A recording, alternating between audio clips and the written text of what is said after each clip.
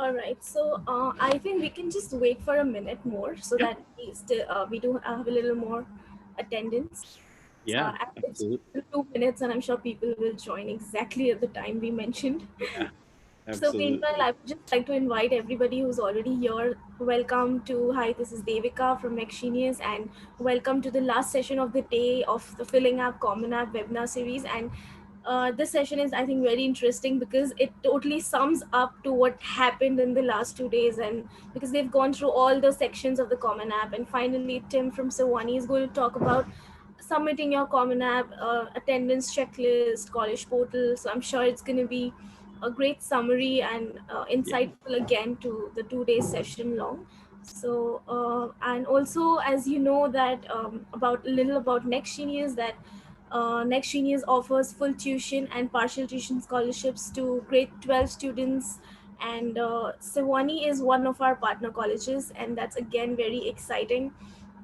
So without any so all right, so if you're in your grade 12 right now in this seminar, and feel free to visit our website and do apply for outstanding scholarships. And without taking much time, I would totally give it over to Tim and carry forward the presentation. Thank you so much. Awesome. So we're going to talk a little bit about, for the next 30 minutes or so, about submitting the common application and Yeah. then what happens after that. And so one of the things that is commonly asked of us as admission counselors is, I've submitted my application. I'm done, right? And not so much. And so when you think about all of the different aspects that go into an application, you are very much trained to think of the one application, right? But in reality, it's your entire file. It's your entire application and all of the supporting documents that go into completing your application. So one of the things I want to discuss here, sorry, is sort of a checklist of things that you should be prepared to have in the back of your mind as you're completing your Common App. I know my colleagues from other Next Genius partner schools were talking about completing your application from different perspectives. And so that's really the first step, fill out and complete your Common Application. And this link right here is a really helpful tool on the Common Application website. And that has all the guides essentially for what you would need to complete your application. So that is gathering your materials up, creating your account on the Common App, and I'm sure a lot of this is repetitive. Adding colleges to your list, which is called the My Colleges list. Engaging your supporters. So who's going to be writing your letters of recommendation? We use a term here in the United States, which I think is very North American focused, and that is counselor. What we mean by that is a college counselor, someone helping you apply to college. I do not mean a mental health counselor. Parents might be helping if you're a homeschool applicant. Maybe they are writing a letter of recommendation to you for you. That's pretty rare that we have parent recommendations. Teachers are the common one. We usually ask, as part of Sewanee's application process, for one teacher application and for one counselor application or recommendation. So those two recommendations are required in order to complete your application. Of course, you could submit other recommendations on behalf. I often think that a peer recommendation is super helpful. Finding someone that has been with you in secondary school for a while, knows who you are as a person, can really help us better understand who you'll be on our college campus. And they have really great videos as you go through that you can watch, and understanding your requirements. That's really a lot of what I'm going to talk about today. Because once you submit the application, that really is just starting the process of notifying the universities that you're applying to, hey, I'm so interested that I'm submitting an application. So as you're adding colleges to your My Colleges list on Common App, you're thinking about this delicate balance of what is required to apply to those institutions, and why am I applying to those institutions? For example, what you've gone through so far is just Common App focused. It is how to write your essay, how to add your extracurriculars, how to, build out your resume, how to add those recommenders. But after you add colleges to your My Colleges list, there might be additional requirements along the way. So at Sewanee, we don't have additional requirements. We don't have a supplement essay or an additional essay other than the one that you would complete on the Common App. We don't have, short answer questions. So it's really important that you think about which colleges you're applying to by going to those colleges' websites and looking at their admission requirements. And we'll go through that. So it's as you're going through and looking at each college, you're going to decide, okay, which admission round or deadline, we sort of use those words interchangeably, do you want to apply by?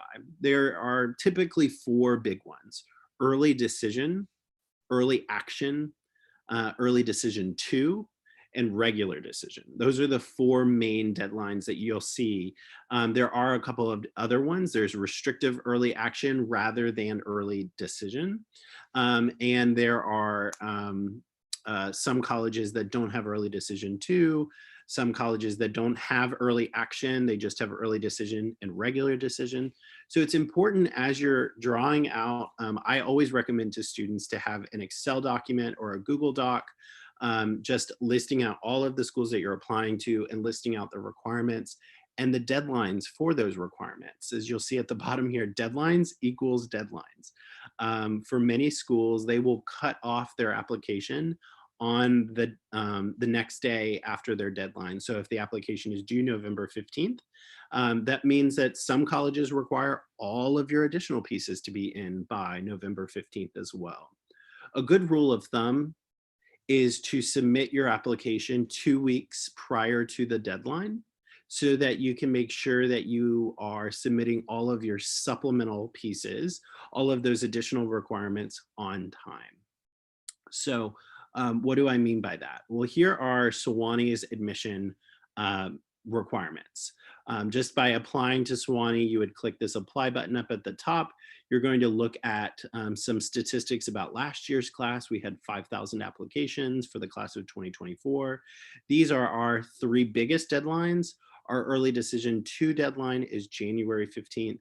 So you are looking at the admission options and deadlines. You're reading the requirements below, and then you're going to submit your free common application. We don't have an application fee. For all of you or most of you on the call, you are going to be a first-year student, either a first-year US applicant or a first-year international applicant. If you have US citizenship, you would apply as a first-year applicant. If you do not have US citizenship, you would apply as an international applicant. So we're going to click that and go through. And this really has everything you would need. Every college is different. I wish we had a uniform website that you could look at. On the Common Application, you can see what is required, if they require test scores or if they require English proficiency.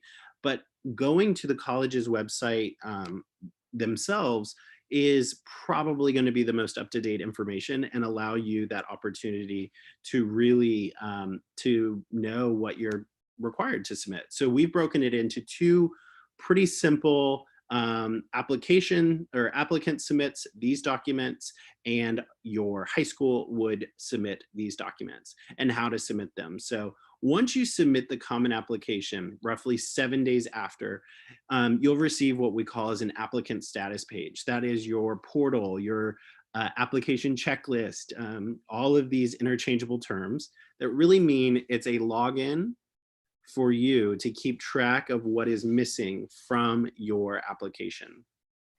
All of these things are required to complete your application. So when you're applying to Sewanee, you're going to add Sewanee to your My Colleges list, and you're going to indicate then if you would like to submit the SAT or the ACT. We've been test optional since 2009. You really, truly do not have to submit test scores to be admitted or to receive scholarships from Sewanee. It is truly optional. If you don't want to pay to submit your scores, you can self-report them using this form. English proficiency is going to be required automatically for all of our international applicants, but there is a waiver that you can complete based on curriculum. Maybe you're doing CBSEs and maybe you're taking A-levels curriculum. Maybe you've done particularly well in an AP course or an IB course, or you've done really well on the English portion of the SAT or the ACT. You can look through and see all of our English requirements. Financial documents, this is a common one. A lot of institutions are going to require financial documents in order to complete your application. At Sewanee, we meet 100% of demonstrated need for all of our first-year, first-time students. So if you are admitted as an international applicant, we will meet your full need. And that is done based on the financial documents that we require. And I'll go through those in a second. If you apply early decision, hopefully everyone knows you can only apply to one school early decision. That's telling that school, I will enroll if I am admitted. And that is sort of the highest form of interest that you can have in any institution. There is an agreement that you have to sign, your parents have to sign, and your high school counselor or high school principal needs to sign in order for your application to be complete. So this one is optional if you're not applying early decision. What do we need from your high school? Well, we need your transcripts. If you've been to multiple high schools, hopefully your current high school has copies of your previous transcript. Otherwise, they will need to submit those. We do not allow applicants to submit these documents. These have to come straight from the source. So your high school can either email me an English copy or submit them through the Common Application. Same for your school profile. This allows us to really understand what curriculum are you taking, what courses are offered at your high school. It's much more American focused again, but this, I think a lot of schools in India know and school counselors know that the school profile is going to be required. And then the 2 letters of recommendation, one from your core teacher, you get to choose who that is, and one from a college counselor or principal. Again, they can submit that through the Common App or by emailing that to me directly. So those are our requirements, some financial requirements. You're automatically considered for scholarships just by applying to Sewanee. However, all of the Next Genius partner schools have different requirements for applying for scholarship. If you are selected for the Next Genius, if you're going through that process, I'll let Davika and those at Next Genius be in touch about that process. But really, by applying to Sewanee, you're automatically going to be considered for academic scholarships.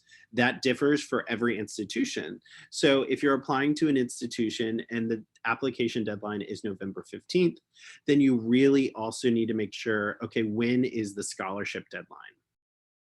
Need-based aid, if you're applying for need-based aid, we're going to require the CSS profile and a copy of the finances that you're reporting on your profile. If you're not applying for need-based aid, then you're just going to submit a copy of the proof of finances. So make sure that you are really staying on top of the financial requirements, financial documents that need to be reported out. And then here are English proficiency exams. We accept Duolingo, IELTS, PT Academic, and TOEFL. Of course, a lot of our students from India have it waived just by selecting the English proficiency waiver. You cannot request a waiver until after you've applied. We don't request waivers through our portal. So I'm mentioning all of this in the context of Sewanee, but know that some institutions will automatically waive your English proficiency, but you might want to automatically send it to help. I have students that are from India that are submitting Duolingo scores of 130, and absolutely that can help your application.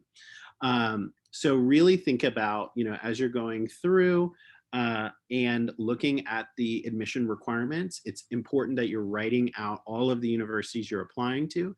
If you're going through the Next Genius process, why don't you just write out all of the schools that are with Next Genius, look at those requirements, and start thinking about the deadlines for that.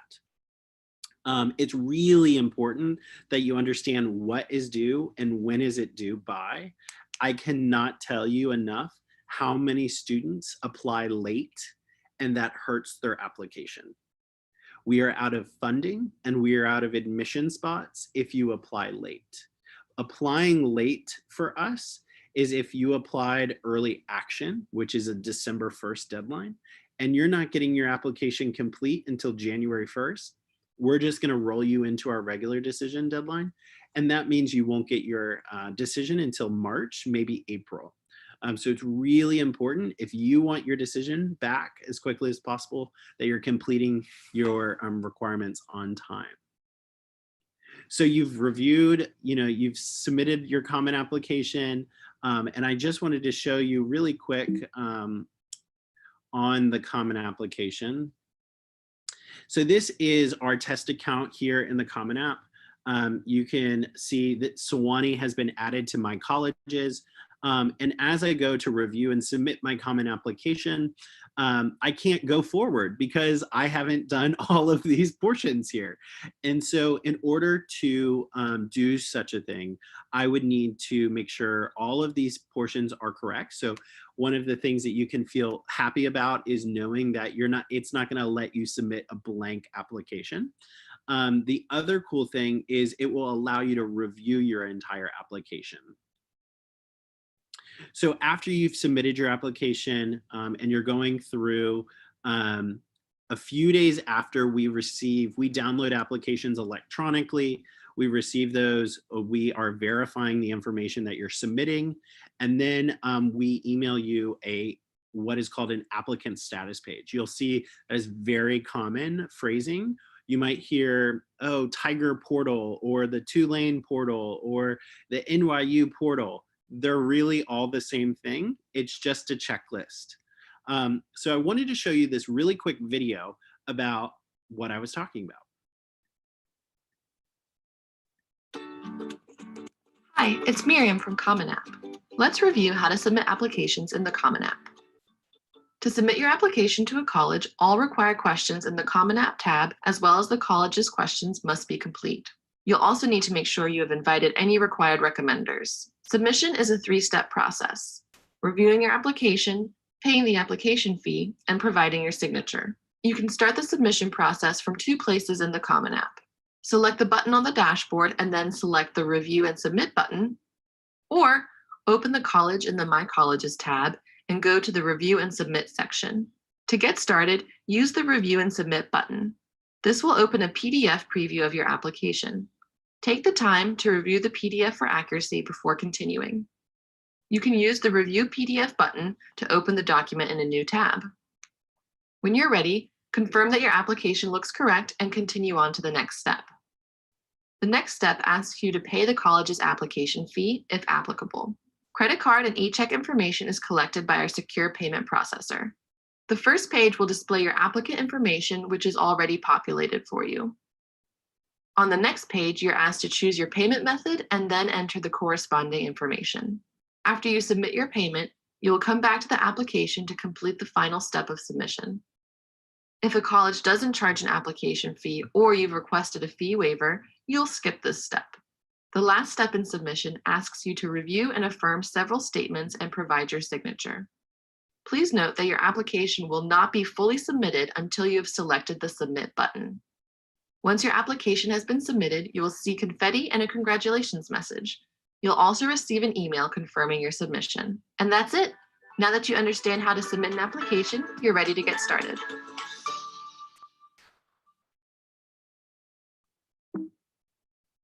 Great. Well, hopefully that video was helpful for you in looking at how to submit your application. That again is in my presentation, which I'll be sharing with Next Genius. So you'll have all of these links and you'll be able to get back to it. So I mentioned the applicant status page or the college portal. What does it look like? It's this mystery. This is our link. So you won't gain access to your portal until after we receive your Common application. So say you submitted on a weekend, we'll verify it either the Monday, Tuesday, the next day. We download applications every morning at 5 a.m. And then a human in our office actually verifies all of the information. They're verifying your name, they're verifying your address, they're verifying all of that information so it aligns in our system. because some of you might already be in our system. You might already receive information from Sewanee, and we don't want to create a duplicate record. And so shortly after it's verified, you'll get an email from us saying, thank you so much for applying. Keep up with your application, complete your application. And so you'll receive login credentials that are unique to you, the applicant, and only the applicant. Parents do not get access to this unless you share it with them. And this is where you'll see your applicant checklist. So when was your application submitted? This is Sewanee's. Every school might design this a little bit differently. This student happened to submit an English proficiency exam. I can tell you that this student is from India, and they just happened, I just did a screenshot. It is one of our Next Genius scholars that's coming, which is very exciting. We received their final high school transcript in July. Their last year was a little different with finances, so you can just ignore this one. It will say CSS profile, official high school transcript, so that would be from your high school. And anything that's blue on your checklist, you'll be able to upload yourself. Anything that's not blue, you won't be able to upload. So those, you probably want to check in with your counselor and see, you can log into CommonApp and you can see if they've submitted your materials. We can also do that too. And so it's always fun when a student tells us, oh, it's been submitted, but we log into CommonApp and we see it's not been submitted yet. We're still waiting on it from the recommender. And all of this would be right here. So making sure that you have green check marks, and that's, then you have a completed application. We do not roll out decisions. So decisions come out all on the same day at the same time. We typically release them in the evening time in your time zone, so that you are getting those decisions shortly after. It's usually for November 15th, our early decision deadline. It's usually a month later. Same for early action, which is a December 1st deadline. Of course, if you're a Next Genius scholar, it would be, you would know if you've been admitted, and you would know your scholarship when we are together in Mumbai. For non-Next Genius scholars, you would know shortly after, usually about a week or so after. So again, here is our checklist. Just to remind you, I'm not going to go through this again. If you wanted to look at our website, it's just international.sewanee.edu. I would also encourage you to look at Union colleges. They have a really good checklist so you can go through. They're also a Next Genius scholar or partner school. And then this is again from the high school's perspective of what your high school will need to submit along the way. So before I get into this, I see there's some questions, so I'm going to answer those, hopefully. Let me get out of full screen here, if I can do that. Great, all right. So I'm just gonna read some of these questions out loud to protect the privacy of those who are submitting it, so you can ask more questions. And then I'll read my answer out loud. So how to decide whether we should apply an early action or regular decision? That's a great question. Some of that is going to depend on whether you've applied early, restrictive early action, or early decision to another school. If a school has restrictive early action, it's saying that you can only apply to them early action. For Sewanee, we don't have restrictive early action. We have early decision or early action. So that means you can apply ED, EA, or RD, regular decision, to us. You can apply to as many early action schools as you'd like. Again, if you're not applying to that one single choice early action school. Here's the benefit of applying early action. If your application's complete, you find out earlier, and it gives you more time to compare financial aid packages. Some students will wait to apply regular decision thinking, oh, I'm going to wait for my grades to get better before I apply regular decision. The reality, though, is that you have really done a lot of your work already. You've probably done 85–90% of your work from high school. And so it's really probably in your favor to submit an early action application versus a regular decision application. Again, if you've applied early decision somewhere else, you would need to apply to another institution early action or regular decision. Great question. What's the difference between school profile and the transcript? So a school profile gives us just a context. It's the same for every applicant from your high school. So it tells us what curriculum have you been taking, how often you have to take these courses, is there an attendance policy, what typical exams, how are students doing on the SAT or the ACT. It's really a profile of your school that you attend. The transcript is unique to you. That is all of your grades, that's everything, related just to you, the applicant. What's the process for submitting letters of recommendation and SAT and IELTS scores? So hopefully you saw that in my presentation. A lot of institutions will ask you to submit the letters of recommendation through the Common Application if they submit the Common Application or accept it. Some schools will say it is okay to just email the letter of recommendation, but again, those need to come from your recommenders. Those cannot come from the student or the applicant themselves. SAT and ACT scores, those are becoming more and more common. You'll notice there are a lot of schools that have gone test optional this year. Again, we've been test optional since 2009. You can self-report scores using that form on our website, and that is very common now. Schools are saying you don't need to pay to submit the scores. If you would like to pay to submit scores, which I don't know why you would, but if you would, then you can go to the College Board website or the ACT website and pay to send them to each institution. For Sewanee, you can self-report up to 4 scores on one form and do it for free. You just upload a screenshot or a PDF copy of your scores. We have to have the complete score report, so make sure that you're uploading the complete report. IELTS, we will accept a copy of those from your high school counselor if you don't want to pay to submit them. We don't allow students to self-report those, so you would either need to pay to submit them through the exam provider, IELTS, or TOEFL, or Duolingo, or PT Academics, or your high school counselor can send those to us. Duolingo is the only one that we don't accept from anyone but the source. Those have to come from Duolingo themselves, but they're free to submit them to schools. What's the best way to connect with admission officers? Email. And for us, it's international@sewanee.edu. Staying in contact with us is a good thing. It is not a bad thing. It is not a way that you need to necessarily check in on us, but it is a place to ask questions. Make sure that your questions can't be easily answered on our website. But if it is something about connecting about research on campus, connecting about internships, connecting with previous students from India or from Next Genius, I'm always happy to do that, because the work really is not on me. It's just passing it off to our students, and then they can connect with you about their shared experience.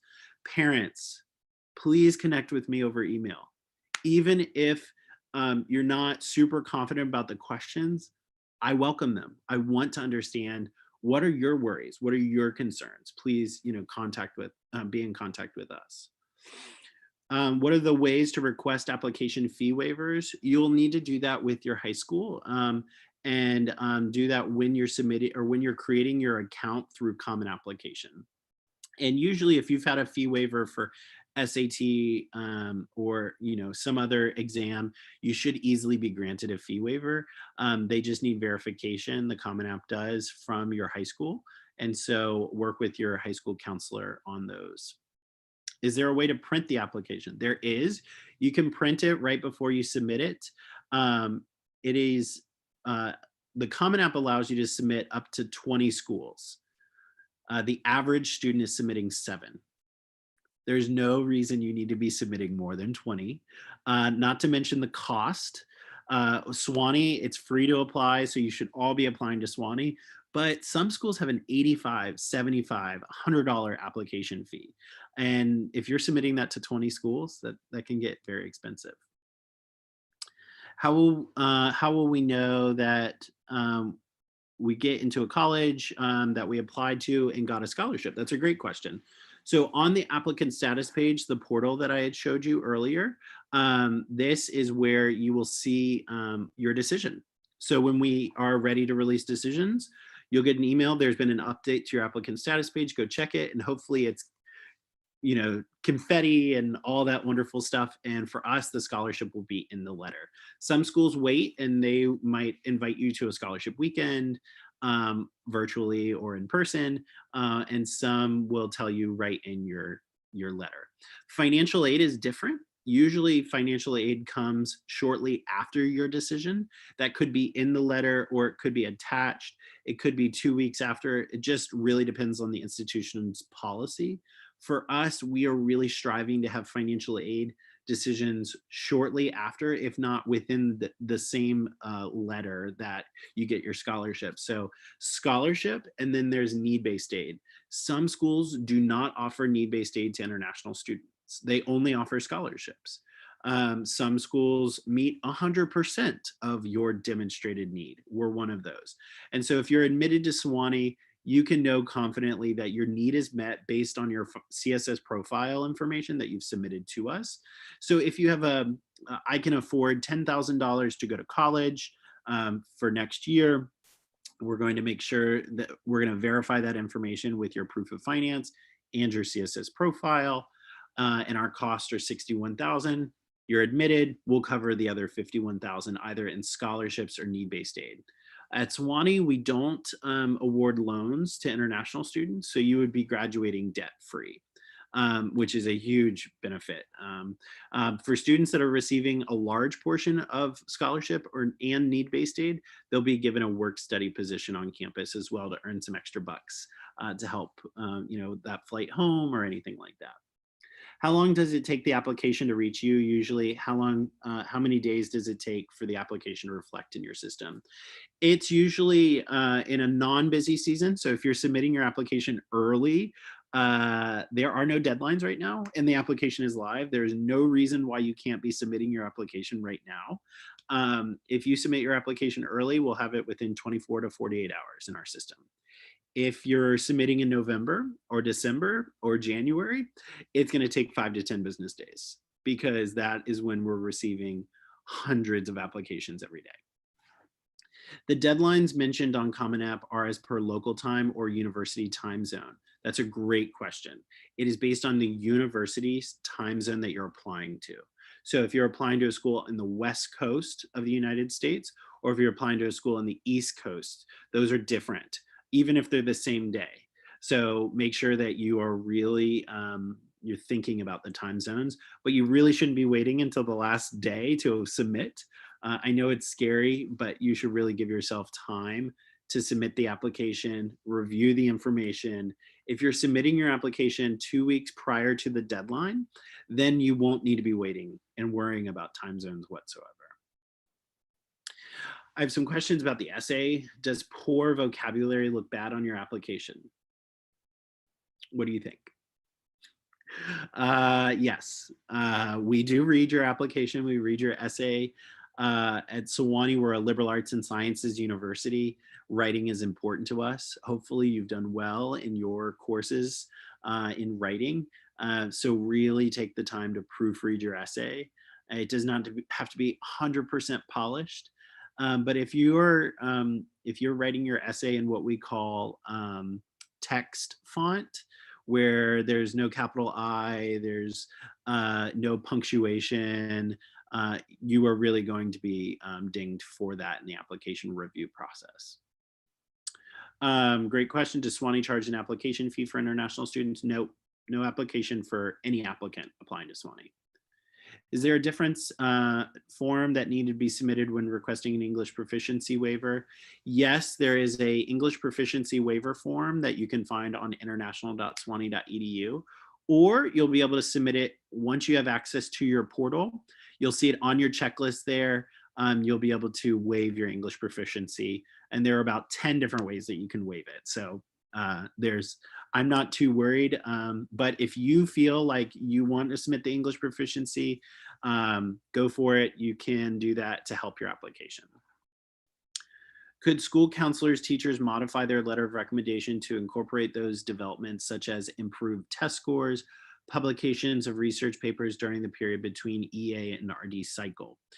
So once a letter of recommendation is submitted, there are no updates that can be made. Additional materials can be submitted. So maybe the counselor is sending me an updated letter. Maybe they're submitting an email to me. Email is usually the best way to update us as counselors reading your application on those developments. It's important to know that if you're applying to a Vanderbilt or an NYU, a school that is receiving a ton of international applications and applications in general, that the more you email them, the more you are slowing them down in the review process. And so it's important to have all of that information at the time that you're submitting your application. I think if you're getting at the question of, if I've taken the SAT again and it's past my deadline, can I submit that? You can, up to a certain point. So we usually allow it 10 days after your application. So if your application deadline is November 15th, 10 days after that, you can update your application with new test scores. After we've released a decision, you cannot update your test scores. It will not change scholarship or anything like that. Okay, I think I've already answered the letters of recommendation question. Does asking for financial aid affect your admission to the university? To be honest, it can. Depending on the institution you're applying to, Sewanee is need aware, which means that we do require the financial documents at the time of applying to Sewanee. Some institutions are need blind, where they won't take into consideration your financial need in order to be admitted to the university. But I don't want that to be a complete deterrent. Usually students that are applying to schools abroad have some resources to be able to do so. We're very upfront with students to tell them that you do need to show at least 5,000 US dollars to cover your flight, your visa, your health insurance, all of the required costs outside of tuition, room, board, and fees. So even if you're applying to Sewanee, or another institution, you're competing for those top end awards for a full ride, full tuition and room and board and fees. You still need to have about $5,000 to cover your personal expenses. How are you going to get here? How are you going to pay for your health insurance, which is a requirement for any international student being here in the United States? How are you going to pay for your visa? How are you going to pay for your books, your computer, all of those other things? So making sure that you have that is really important. But if you simply check, yes, I'm applying for financial aid, no, that's not going to be a deterrent on whether or not you're going to be admitted. We don't filter students out that way. Would the letter of recommendation written for EA universities go automatically to the schools for which I apply for RD, or could they send different letters of recommendation to RD schools? That's a great question. So whatever schools are on your list, on your Common application, based on their requirements. So if your school that you're applying to, EA, requires 2 teacher recommendations, and your school that you're applying to, RD, requires no recommendations, or they require 1 teacher and 1 counselor, you're going to have to indicate for every school who is writing those recommendations for you. So you have some time to really decide, okay, this is who I'd like to submit my application or my letter of recommendation to this institution. Is risking it all for early action worth it? How does it differ from regular decision based on acceptance? That's a great question. I think you're referring to early decision here. Early decision is a binding agreement. You really have to know that you want to go to that institution.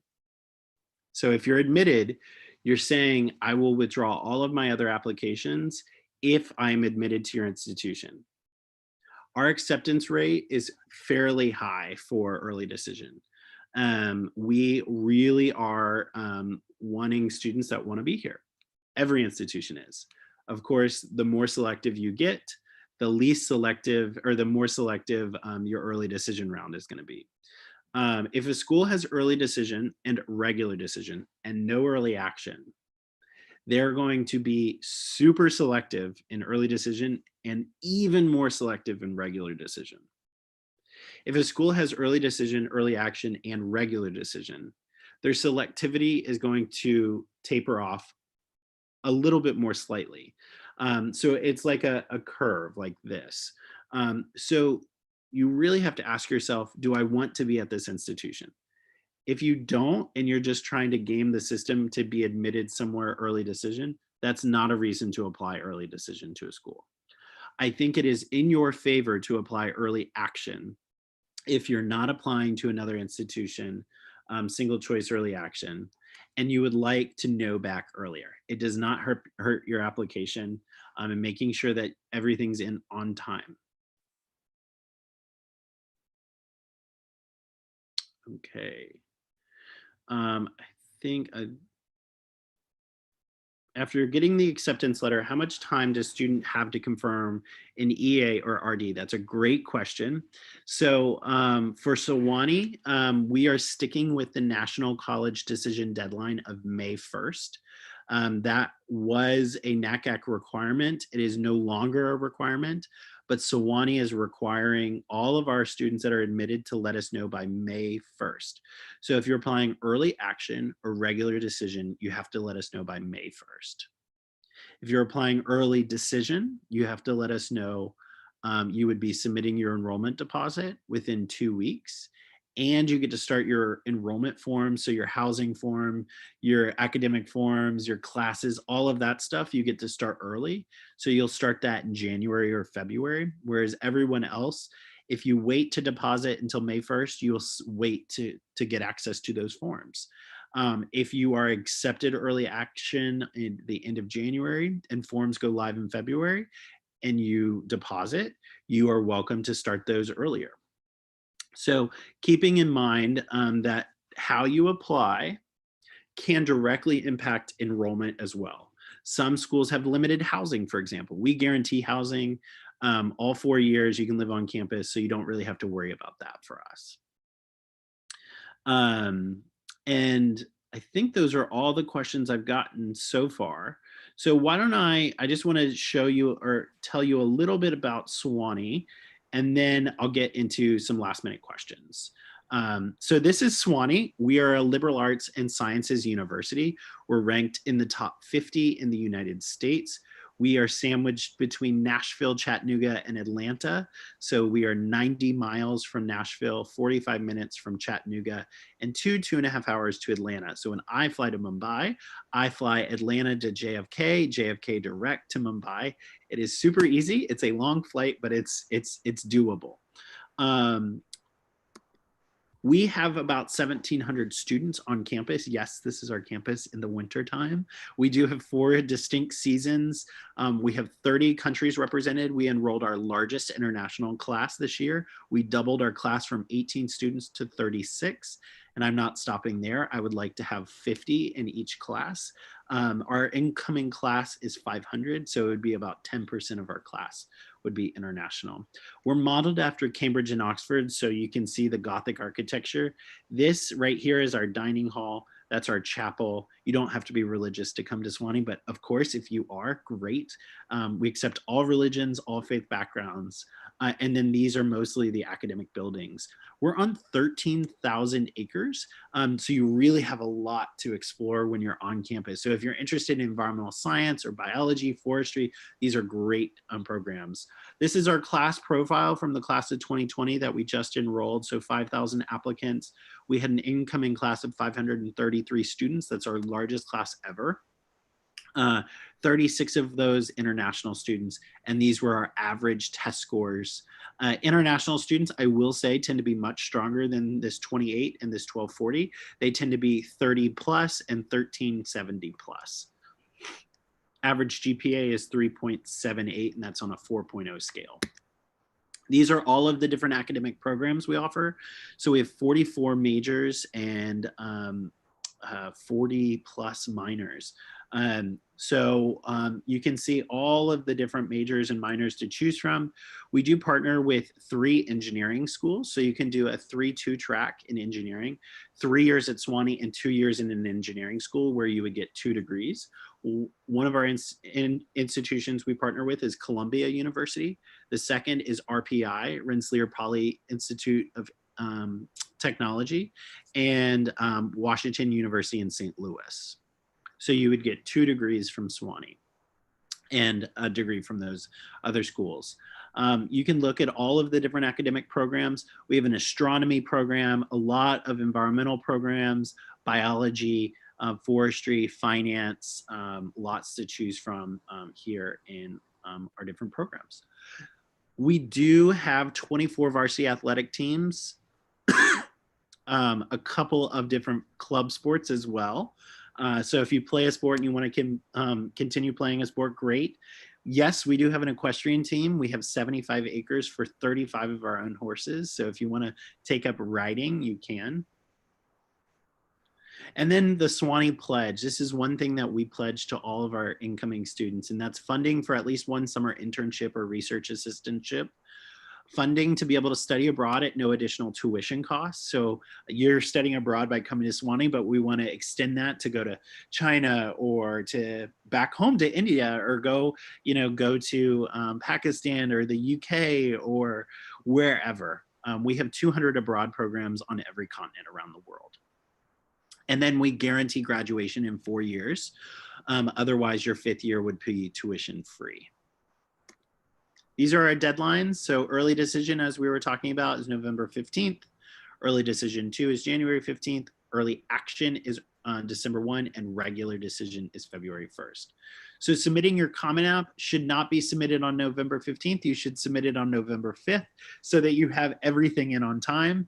If you're submitting early action, you should really get that in 2 weeks ahead of time. So early or late November and so on, so that you're staying on top of your deadlines. This is my contact information. I know I'm ending my time or getting to the end of my time. I saw 2 questions come in, so I hope I can get to those. My contact information is right there, international@sewanee.edu, and our website is international.sewanee.edu, so it's pretty simple to remember. I'm going to get to these questions really quick. Let's see what they are. So engineering, essentially you'll apply to Sewanee if you're admitted to Sewanee. You're going through your time, you're starting all of the prerequisites for engineering. And so what's neat about it is you could be interested in petroleum and really get into geology at Sewanee, and then take that with you to the 2-year engineering program. So it allows you greater flexibility than just going into engineering school. Because what if you get to engineering school and you hate it? What if you want to do, set design?